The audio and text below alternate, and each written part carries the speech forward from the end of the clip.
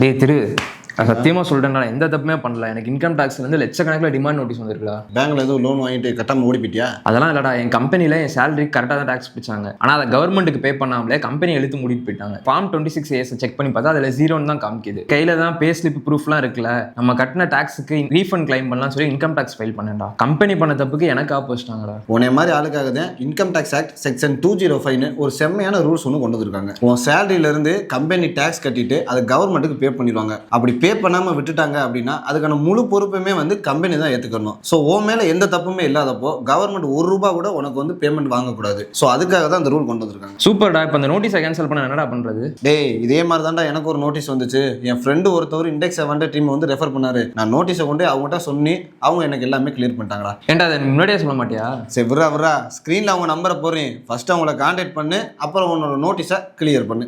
உங்களுக்கு தெரிஞ்சவங்களுக்கோ இல்லை ஃப்ரெண்ட்ஸுக்கோ இந்த மாதிரி நோட்டீஸ் வந்துருந்துச்சு அப்படின்னா இந்த வீடியோவை ஃபார்வர்ட் பண்ணுங்க. இந்த மாதிரியான மோர் இன்ஃபர்மேஷன் வீடியோஸ்க்கு இண்டெக்ஸ் சேவாவை ஃபாலோ பண்ணுங்க.